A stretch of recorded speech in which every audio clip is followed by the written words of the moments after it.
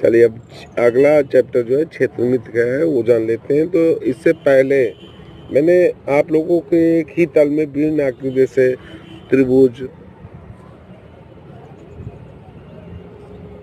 इसके बाद आयत, वर्ग, वर्ग की सभी भुजाएं बराबर होती हैं। इसके बाद मैंने समांतर चतुर्भुज, ये ज्योमेट्री आकृतियां हैं।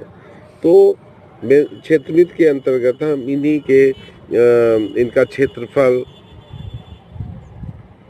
जैसे त्रिभुज का क्षेत्रफल बताया था मैंने, अब त्रिभुज का क्षेत्रफल है तो हमने बताया था 1/2 आधार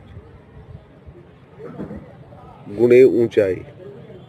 अभी यहाँ पर ऊंचाई आपकी यहाँ से लंब डाल देंगे, ये ऊंचाई ऊंचाई हो जाएगी और आधार ये हो जाएगा। मान लो ये ए बी सी है तो ये आधार हो जाएगा, बी सी भुजा आधार हो जाएगी और ये यहाँ मान लो डी लिख दिए तो ए डी ऊंचाई हो जाएगी। ये आयत है तो आयत में क्या होता है, लंबाई लंबाई बराबर होती है, चौड़ाई चौड़ाई बराबर होती है, इसको आयत कहते हैं। ये आयत है, इसका प्रत्येक कोण 90 डिग्री का, ये सब इससे पहले बता चुके हैं। ये अब वर्ग की सभी भुजाएं बराबर होती हैं, प्रत्येक होती हैं और प्रत्येक कोण 90 डिग्री का होता है, ये मैंने इससे पहले बताया आपको। तो इसमें क्षेत्रमिति के यानी कि मेंसुरेशन के अंतर्गत हम इनके आयतन, क्षेत्रफल, परिमाप ज्ञात करेंगे। जैसे समांतर चतुर्भुज है तो मान लो ए बी सी डी, तो ये चीज़ हम इससे पहले बता चुके हैं। तो इन्हीं के क्षेत्रफल, परिमाप, जैसे अब मान लीजिए इसका परिमाप, आयत का परिमाप निकालना है, आयत का परिमाप आपको ज्ञात करना है। तो परिमाप माने होता है कि सभी भुजाओं का योग, अर्थात यहाँ लिख देंगे a प्लस बी, ये हो जाएगा हमारा 2a प्लस 2b। तो यहाँ 2 अगर कॉमन ले लें तो आ जाएगा a प्लस बी, अर्थात 2a हमने क्या दिखाया, लंबाई है और ये क्या है, चौड़ाई है। ये तो 2 लंबाई प्लस चौड़ाई हो जाएगा।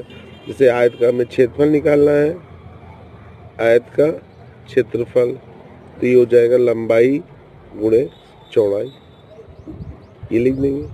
वर्ग का निकालना है, वर्ग का क्षेत्रफल, तो वर्ग का क्षेत्रफल अगर हमें ज्ञात करना है तो क्षेत्रफल बराबर है लंबाई गुणे चौड़ाई। तो सभी भुजाएं बराबर है, लंबाई भी ए है चौड़ाई भी ए है वर्ग में, तो हम लिख सकते हैं ए गुणे ए, यानी कि भुजा स्क्वायर भी लिख सकते हैं। मान लीजिए ए भुजा है तो भुजा स्क्वायर, इसका वर्ग कर देंगे।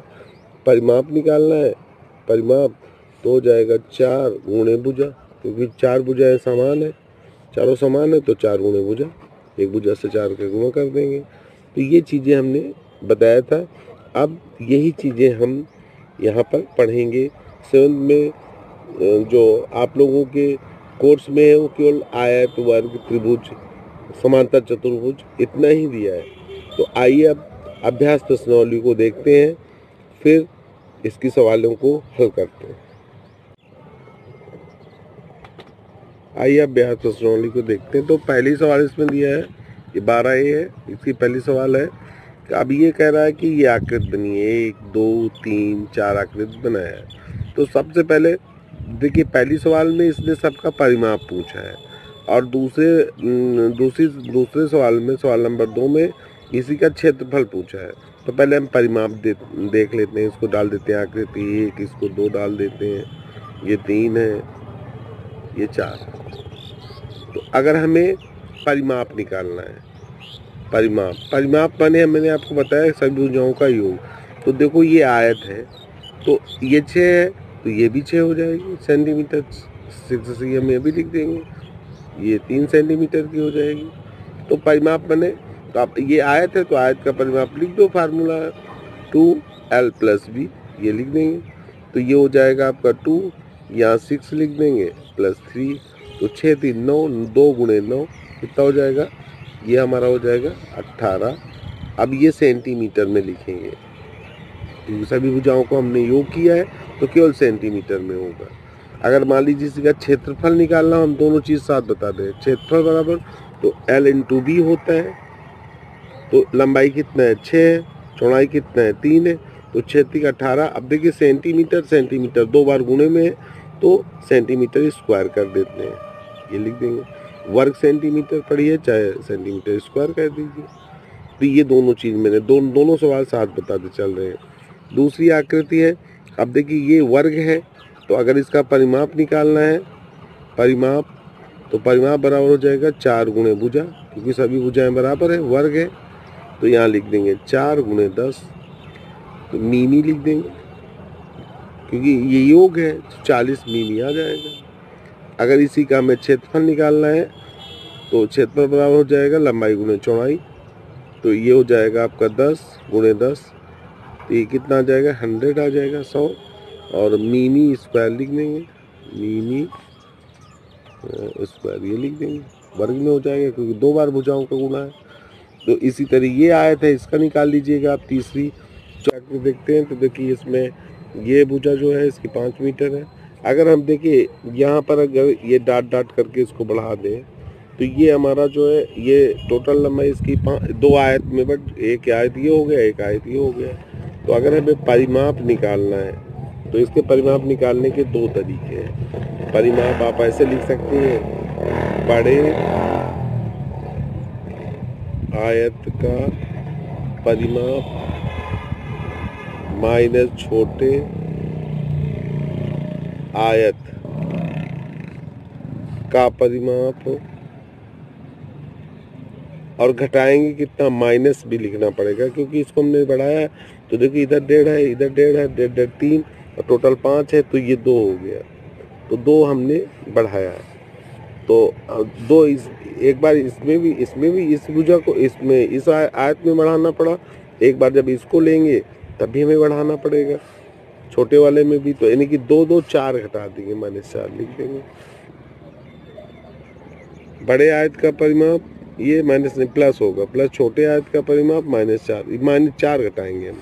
तो अब देखिए 2 लंबाई इसकी 5 है, वही लिखेंगे, और चौड़ाई इसकी 1.2 ये कर देंगे, प्लस 2 गुणे दूसरा आयत जो बन रहा है आपका, तो इसकी ये 2 है, ये जो लंबाई इसकी 2 मीटर दिया है, और चौड़ाई इसकी कितनी है 1 मीटर, 1 लिख देंगे ये, और माइनस कितना करेंगे 4 ये कर देंगे। तो ये हो जाएगा, ये 5 1 6 6.2, 2 से गुणा करें 2 दूना 4, ये हो जाएगा 2 दूना, ये 6.2 हो गया, और इसमें 2 से गुणा करें 2 दूना 4, 6 दूना 12, 12.4 आ जाएगा, 12.4 ये हो गया।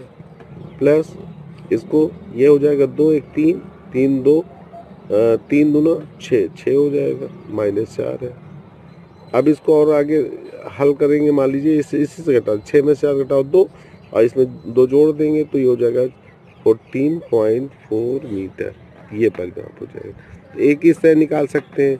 दूसरा हम परिमाप, मैंने आपको बताया था कि सभी भुजाओं का योग, तो ऐसे कर सकते हैं सब, 5 प्लस 1.2 प्लस 1.5 प्लस 1 प्लस 2 और प्लस 1 प्लस 1.5 प्लस 1.2 ये लिख देंगे।